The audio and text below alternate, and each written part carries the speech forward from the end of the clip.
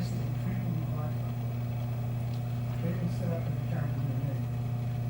You don't have to give them your credit card number permanently. You can do it just for that one transaction. Right, yeah, So they don't have your number. Yeah, so the gentleman brings up a point about storing credit card information. Does anyone know what just launched on the Apple devices like this week? Apple Pay. I'm still got my mind around that quite just yet. I'm not super comfortable with that. Basically, it eliminates the use of credit cards. You just use it digitally with your phone.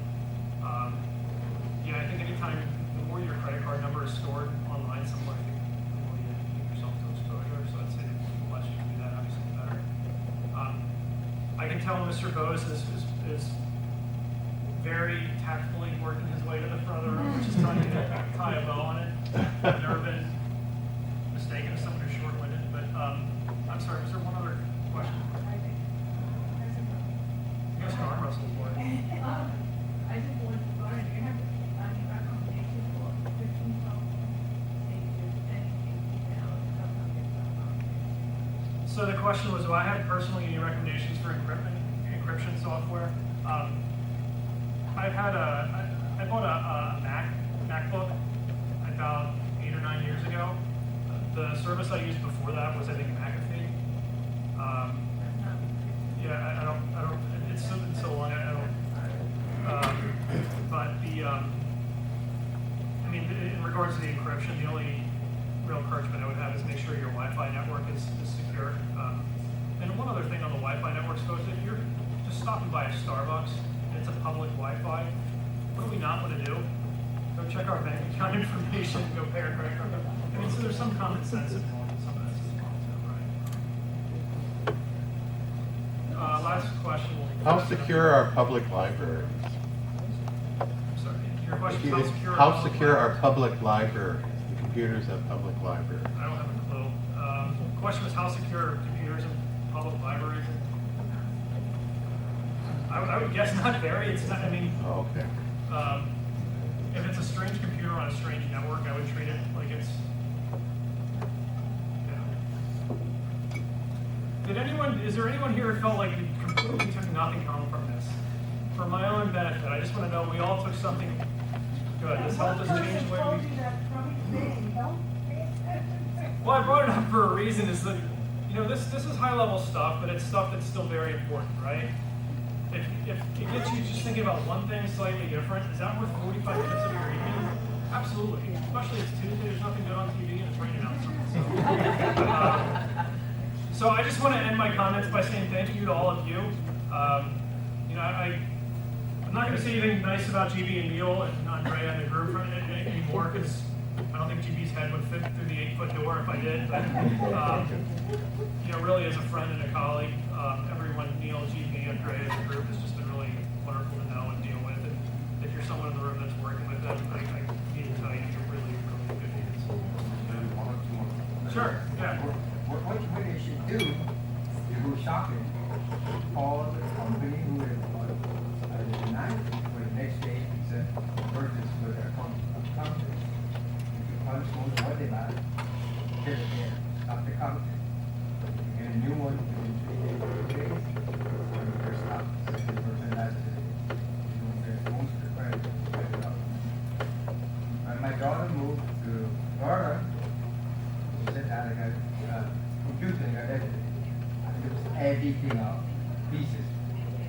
Frame went to the company for that, but all the inside, and the computer, loose pieces. I saved the little nuts inside because they can find it in the set. They go there, they figure out.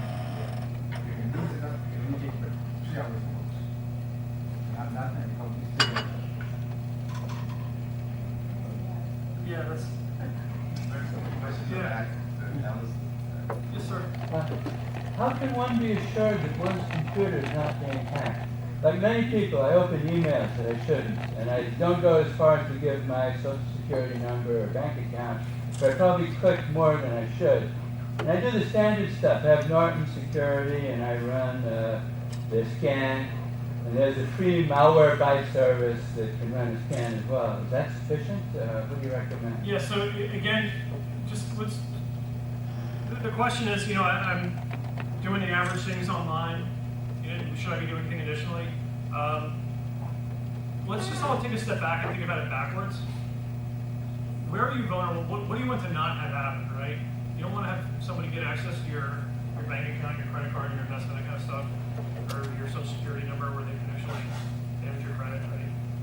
So, all those things tie into those services that monitor those aspects, right? So, what we're discussing in terms of, is it the right security software on my computer, or is there something additionally I can be doing? That's all going to filter into is ultimately some change going to occur in any of my investment accounts, my address, my credit report, right? So by subscribing to one of those types of services, you're notified any of those changes. So you're kind of getting right to the root of it at the end where someone would try to go to potentially harm you. And the reality is this, sir. As I'm aware, the majority of that stuff that's out there via email, it's just companies that are trying to market and sell products. It's really not, they're not trying to wear your glasses and your suit and tie and walk, it's not that, but, those more malicious things do exist. So it makes sense to protect them.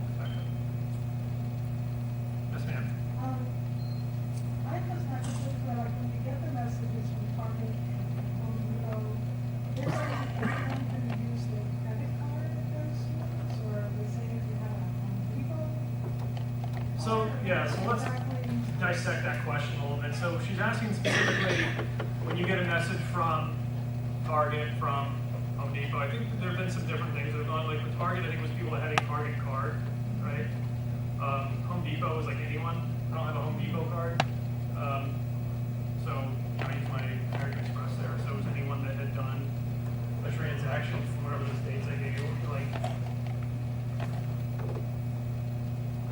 between September 8th and 18th, so they give you a range of dates. So like, you can use your card in the States. So this malware was there, we know it was there, and they had access to all your information. Sorry, oops, here's your free year of credit protection.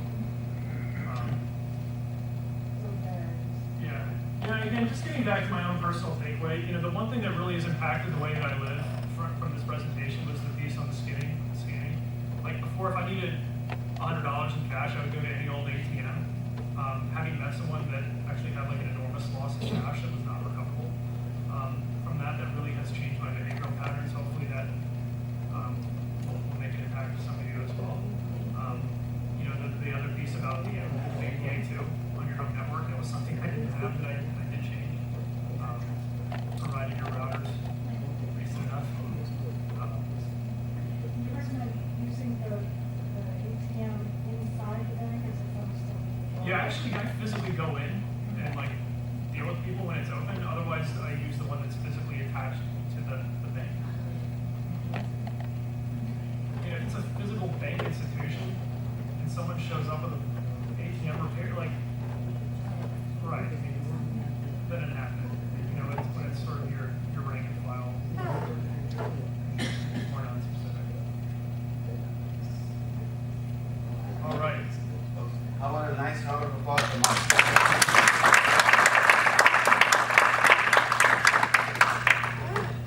Well, we did want to tell you that not a single email goes out to you from our office without encryption. We do use VPN as a firm, so for all the secure data that we have, nobody in the office can get to any of this data without first having to go through VPN. And all your data is stored in a bunker. This is real, this is true. That has a 9-feet concrete wall underground somewhere in Dallas. It's the truth. Dallas. The U.S. government also keeps the data. Okay? So we take this extremely seriously. And we have every possible protection we can buy. Thanks to Andrea, some people think she's paranoid. I think she's wonderful. So it's very important to us because it can really ruin us. We have been hacked into, but because we have all these professional services surrounding us, they have got to go through so many layers that they're usually intercepted when we get informed that such and such tried to hack you. And they have amazing ability to see the details of exactly where it came from, you know, what country, you know, what space and all that, all of that. So we're fortunate, but we do try to buy, even though these are not cheap, as Mike pointed out, we think it's important because you can be ruined financially if they get access to this. So the other thing I wanted to point out is I'm hoping that we were able to tape and record this whole presentation tonight. We will find out if it did happen. Did it happen? I think so. You think so? Okay. So Maybe then, the slides are available as well, you can send the slides out to. yeah, but you know, usually what our practice has been is to record this, especially if it's a webinar that Neil's doing from the office. It's very easy for us to record that, and then the next day we send out a link via email. If you click on that, you can see the whole thing over again.